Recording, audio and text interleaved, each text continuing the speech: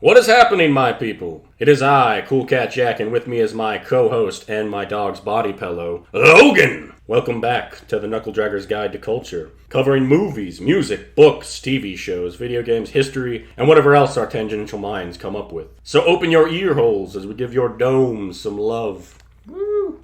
I did it. I'm going to start giving Logan titles, guys. Oh, yeah. From the title, you've probably figured out that we are not doing Tombstone, and there is a reason for that. 1, I got the hours wrong at the library. It was not open on the weekends. 2, I had a couple family emergencies. 3, Spotify took way longer than it had any business taking. I don't know when that's going to happen. I actually have some books reserved at the library for it. I don't want to just do the movie. I do want to get into, especially Doc Holliday and Wyatt Earp. I think I've come to the conclusion that we need to stop announcing what we're doing next until we're 100% sure we know what we're doing next. We decided instead that we were going to go with Tremors 2, Aftershocks, because we haven't done one of those in a minute. On to the disclaimers. So 1, the show is not for children. So, Jimmy. You need to go away. Jimmy. No. 2, we're not experts. We can get things wrong. If we get something wrong, let us know. 3, like us, subscribe to us, whatever you're listening to this on. We're on Spotify now. We're on BitChute. We're on YouTube. I have all the links. We need validation. Share us with people. Seriously, guys, come on. I need this in my life. I would really appreciate it, guys. Just anyone you think that would like our show, just share us. Or anybody that would hate our show. Share us. On to Tremors 2, Aftershocks. So Tremors 2 came out in 1996. 6 years after the first movie came out. Spoiler-free part of the review. Tremors 2 is about the character of Earl. He was from the first movie, which you guys should check out. We actually have reviewed the first one. Go check that out. But it's about him being hired by the Mexican government to take care of a bunch of the graboids, which are the worm things. And they get a little bit more than they bargained for. From this point on, if you haven't seen the movie and you want to see it without us spoiling it, go see it. Go watch it. It's a nice little creature feature. It's a fun movie. It's got guns and explosions. Lots of gun porn. Lots of squash bits all over the place. It's great. So our movie starts out in an oil field in Mexico. I don't know how the fuck to pronounce wherever it is. Chiapas. Something like that. Chiapas, Mexico. It starts out with this guy hanging on a pipe above ground as a graboid's chasing him. And this guy looks like... Yeah, Hollywood actor that's supposed to be Mexican. Looks like every Mexican stereotype. He's got the 30 Sanchez mustache. Yeah, this guy's up on the pipes, and a graboid is chasing him. He tries to get up to his car nearby, but unfortunately he doesn't make it, and he gets eaten. It's sad. So we pan over to Perfection, Nevada, where Earl has started an ostrich farm. He's trying to get 2 of them to fuck. An ostrich named Wildfire, who will not sleep with his female ostrich. He didn't make very much money off of what happened in the first movie. And he's very resentful about it. He spent all his money on an ostrich farm. I thought that was an opportunity. Yeah, I'm not really sure why. Yeah. A car drives up from the oil company with this guy named, was it Ortega? It's not really important. Ortega's basically just there for the setup, and then... He gets the hell out of the way. Yeah, he's pretty much gone. There aren't very many characters in this movie. No. It's really weird. Didn't we count it like 7 actors or something like that? Yeah, it was like 7 or 8. And one of them was the guy who just died. So Ortega shows up with our boy Grady. So Grady is a huge fan of what Earl and Valentine went through in the first movie. Generic surfer. Whoa, man. He's the comic relief, I guess. He's the dumb guy, which normally is a very annoying character, but I actually liked Grady. He was done well. So he shows up, and at first, Earl wants nothing to do with what's going on. He wants nothing to do with graboids. He says didn't lead to anything good. Grady goes and has a talk with him. Yeah, he says, hey, $50,000 per thing. $50,000 per graboid. The Mexican army will give them whatever they need to do it because he's the closest thing they have to an expert. Because they already asked Valentine, who has refused. He said, no fucking way. Yeah, because he's actually still married to the chick from the first movie, which is good. So after a little talk with Grady, Grady convinces him this is his second chance. Oh, we should also mention the calendar. It wasn't really a calendar. It was a pin-up from a Playboy magazine. So there's a Miss October 1974 in his trailer, along with a Graboids arcade machine, which I really wish was a real thing. I was very disappointed that there wasn't a Tremors video game. Yeah, this Miss October thing will come up later on, by the way. We'll let that sit for now. They pan to Mexico, and Grady and him are driving to the oil fields main office. Like a refinery. Grady's actually decided he's coming along. Earl at first is kind of like, I don't know. Oh God, it's a stupid kid. But he doesn't really have a choice because, who else would want to go along and deal with 30-foot giant worm monsters? Yeah. They're on their way to the main office where apparently Grady doesn't know how rock, paper, scissors works. They also fuck it up. They say scissors, paper, rock. Fucking communist. It's rock, paper, scissors. Wrong with you? Always been rock, paper, scissors. And anyone who says it any way else is a fucking monster. Or an idiot. Should be ashamed of themselves. They're wrong. Wrong. That's the ground we're going to stand on because we're Americans. They get to the main office where they meet the engineer, I think Pedro. He will also not be important because he will not be making it to the end of this movie. He's a couple weeks from retirement. Ortega shows up and says, if you can bring back one alive, we'll give you $100,000. He also makes sure they got all the guns they requested, all the stuff they wanted from the Mexican military. Which they only ask for an M16, a box of dynamite, and a couple of remote control cars. And then he leaves. They also run into Kate, who will be the love interest of Earl. And I'm just going to say this now, guys. Earl and Kate are adorable in this movie. Every scene they're in. Totes adorbs. I don't normally get all oh, but in this situation, even I was like, aw. Look at the sad middle-aged, middle-aged people. And she has the deepest smoker's voice. It's kind of hot, honestly. So Julio shows up. He's another guy that's not going to make it to the end of the movie because no brown people are going to live through this movie other than Ortega. It kind of pans to later that night, and Earl and Kate are looking over maps. They stare at each other's asses, which was kind of funny. Yeah, that was really weird. They're looking at the maps. Grady comes in and shows them this chain thing with cans and stuff on it that he made. They can use that to make noise. And he jingles it around like a jackass, interrupting their conversation. Yeah, this is because, as you guys remember, in the first movie, the graboids track by sound. They also have a monitor put in the truck that can detect seismic movements under the earth. And they have this set up in their car, which is pretty cool. Dude, it's pretty sweet. It's kind of nice that they're actually prepared for once. So it's daytime and they're on the hunt. What ends up happening is they drive around for a while. They end up getting the attention of a graboid. And what they do is they strap dynamite to a remote control car. They drive it out. And once the graboid eats it, they set the bomb off and they kill it. And then we have this really great montage where the graboids are eating the radio, remote controlled cars, and they blow them up. Or some weird... Yeah, it's some weird mariachi / country music. And they do that for a while and it seems to be working. They're taking a break. And one of the graboids eats a radio because Grady is an idiot and leaves it on the floor. What ends up happening later on is, as they've been hunting these things, a graboid actually grabs the chain and starts pulling the truck. And it takes them for a ride. And this is where the mariachi music starts playing. And it's like, like, Jesus. After a while, they end up on a big rock. The chain snaps. And they end up getting surrounded by a shit ton of graboids. So they book it way back to the refinery.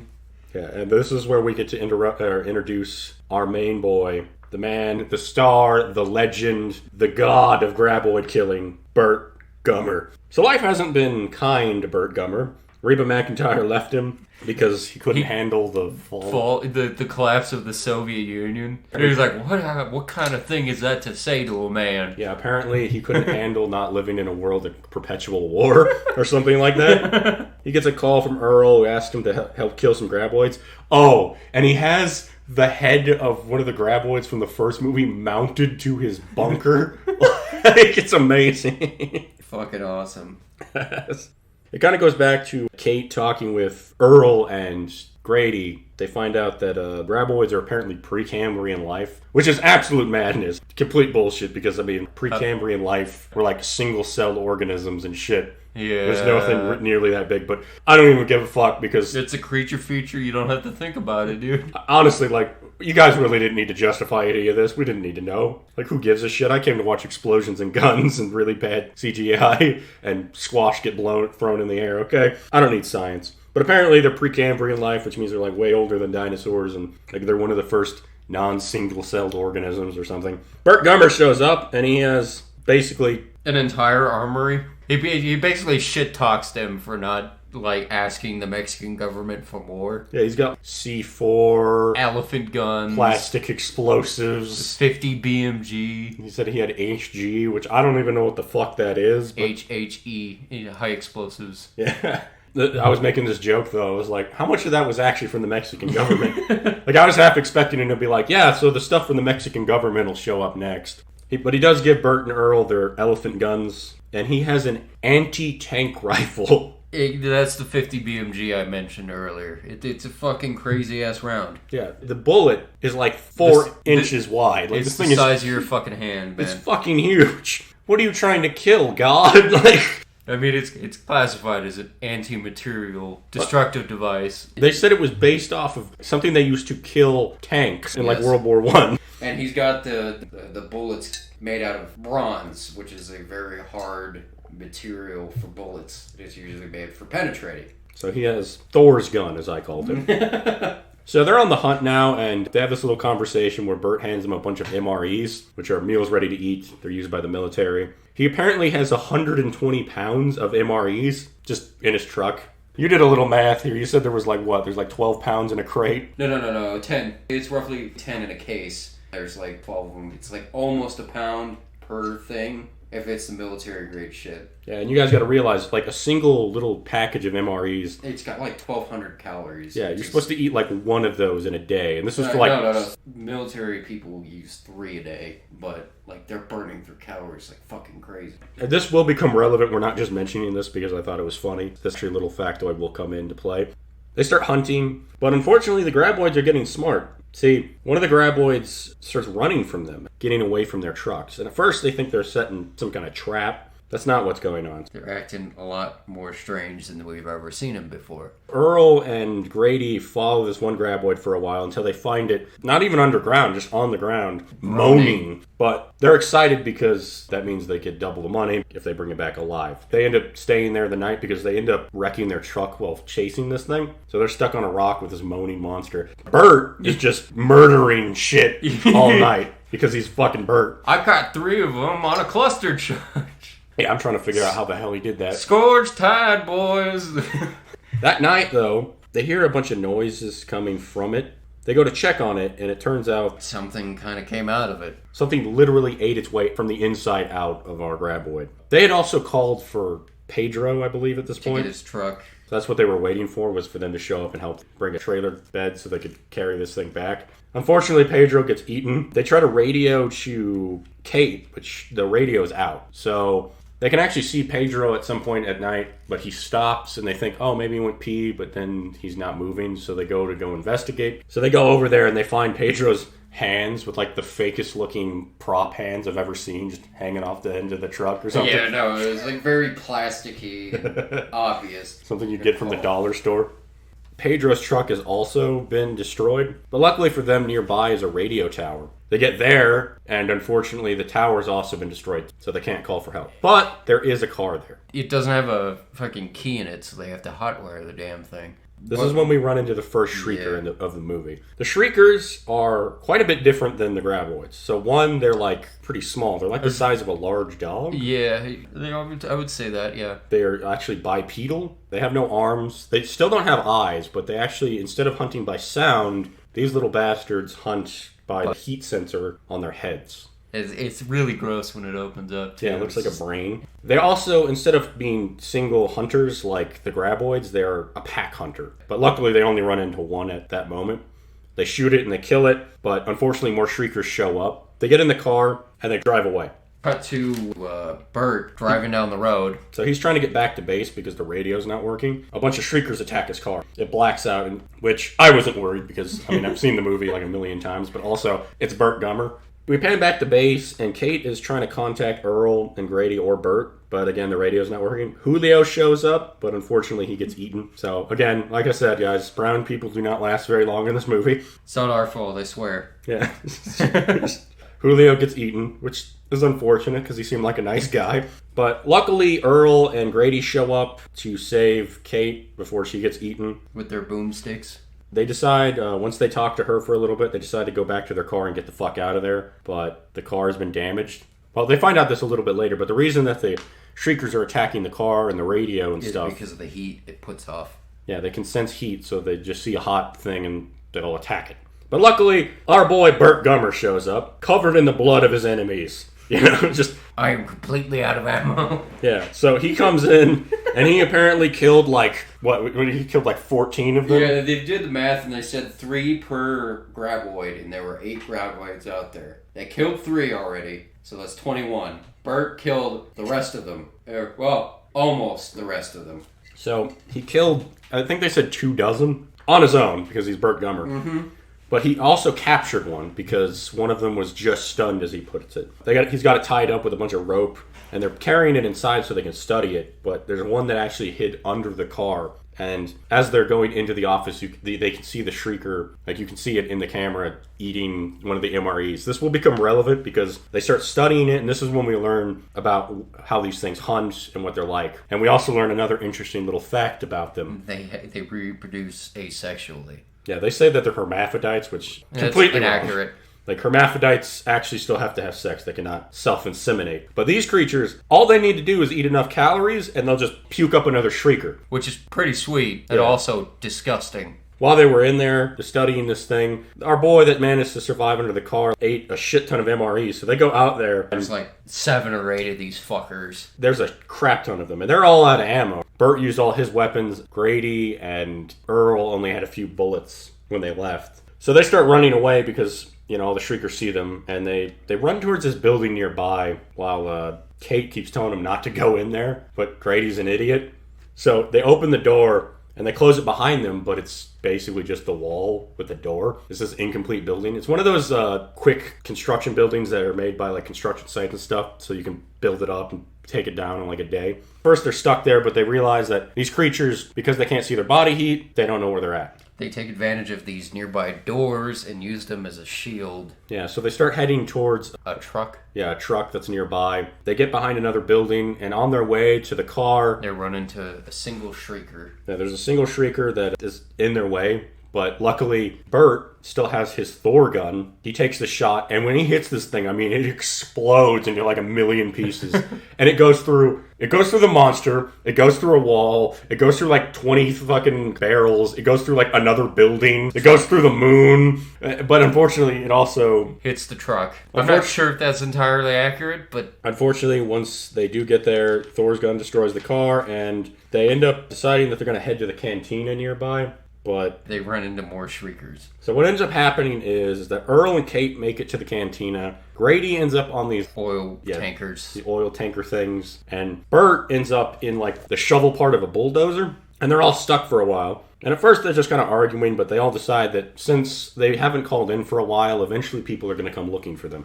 At this point, we kind of have this scene where Earl and Kate are talking. Again, they're adorable. We find out that Kate was actually Miss October, which was pretty funny. Yeah, that was really weird. But unfortunately, while they've been talking, the Shriekers got smart. They start stacking on top of each other like some kind of weird circus acts. Yeah, they become like a Shrieker ladder, and they're trying to get up on top of the tankers. And also, the CGI is... Ew. Well, it came out in 96. Oh, Jesus, it's fucking awful. Yeah, the practical effects, like the first one, are really good, but the CGI is just awful. Burt sees what's going on, and he decides that he's going to save them he uses himself as bait, and he gets them into a warehouse nearby. All the Shriekers follow him into this warehouse. He manages to trap them inside, and at first they're like, yeah! They're all celebrating, and then... they find out that there's a bunch of... basically Mexican candy. Yeah, there's a bunch of Mexican candy in the building, which basically means that these creatures are going to multiply exponentially. Yeah. And they're fucked. Because at night, there's no hunting these things. They have a significant advantage because they can see you at night much better, actually, than they would in the daytime. They don't need to see. They see your body heat and they'll chase you down. Luckily, though, for them... it's also connected to where Burt's truck is. Yeah, his truck is in that warehouse with, enough explosives to bring down a small country. Earl comes up with a plan where they spray him down with a fire hose and he covers his body heat and he goes in there, can't see him while he's going to the truck. He sets a bomb. Unfortunately, as he's been walking in there, it's been falling off. But luckily, Kate, Burt, and Grady took a fire hose and managed to help him get out. He sets a bomb on the way out. Yeah, he set the bomb in the truck, and he's running, and then, he goes up to Burt, because Burt's like, well, what's going on? What are we going to do? What the hell did you do? He's like, I set a bomb, and he's like, you what? Like, I set a bomb and threw it in your truck. you know, at first he's like, oh, is it going to be big enough? And Earl's like, fucking run, dude. What are you doing? they move like 20 feet, and they're like, this is far enough. And Bert's like, no, fucking go. Yeah. The bomb goes off, and basically it leaves that entire building as a fucking crater. Not just the building. Everything in the immediate area is a fucking crater. It looks like a nuclear bomb went off. It starts raining shrieker parts too in the building. And at this point, the movie's almost ending. Like, Earl and Kate decide that they're going to go on a date after this. They're also going to be filthy rich because they killed, 28? Yeah, they killed graboids? 28 graboids between the three of them. Yeah, so they made a bunch of money, and they're thinking about, charging them for the shriekers. Shriekers, too. Burt had one of the best lines. He's like, everybody says that I'm paranoid. Crazy, but they never run into any Precambrian life. And that's the movie. So, comparatively to the first movie, I would say the first movie is better made. I like this one a lot better because of the gun porn. Yeah, this movie is just pure gun porn. It's all explosives. It's fucking ridiculous. It's awesome. It's still a really fun movie. What I love about the Tremors movies is they never take themselves seriously. They knew exactly what they were. They're like, this is not Hollywood. This is just for fun. And it's got my boy Burt in it. Honestly, like, the low budget shit kind of works in their favor too, because it's got enough cheese, and it kind of parodies itself. It kind of parodies itself after a while. But it doesn't take itself too seriously, and that's just they're a lot of fun. That's the movie. This is probably going to be the shortest review we've ever done, actually. Yeah, I would say so. Like I said, guys, I'm really sorry about Tombstone. I really don't know how long it's going to be till I can get that set up. I've decided that I'm just going to stop announcing the next episode. We'll probably do something extra after that, but we're not sure what we're going to do before. We've got an idea of another episode, because I have a feeling that the Tombstone's not... It's going to take a little It's going to at least take another Knuckle Draggers episode before that comes out. Sure. So, for the Song of the Week, we decided to pick something that just epitomizes the spirit of Burt Gummer. So the song of the day is I've Shot Every Gun by Steve Lee. Yeah, it's really weird, because he's Australian or something, but... He's got a weird Australian accent. But it comes through, he's trying to do like a southern accent. Yeah, it's really bizarre. But it really fits for Burt Gummer, so check it out, guys. Something I actually wanted to add, though, is I've decided to add on a recommendation at the end of each episode, not just for a song of the week, but maybe like a YouTube channel or something. And for this, I highly recommend going to the Tremors YouTube channel, where they have a bunch of clips from the movie. And they have interviews with Michael Gross. Yeah, oh God, I love him. He's so great. He's a great dude. He seems like a really nice guy, and he clearly had a blast doing all those movies. I mean, he did fucking 7 movies, dude. Yeah. Of course he had fucking fun. But I really like that guy. He seems like a really chill dude. So you guys should check that out.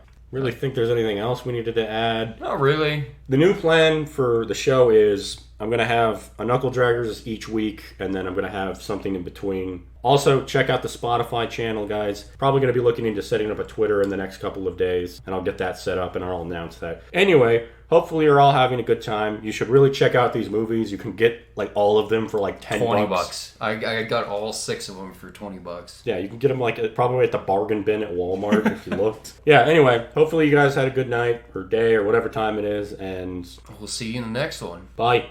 Bye.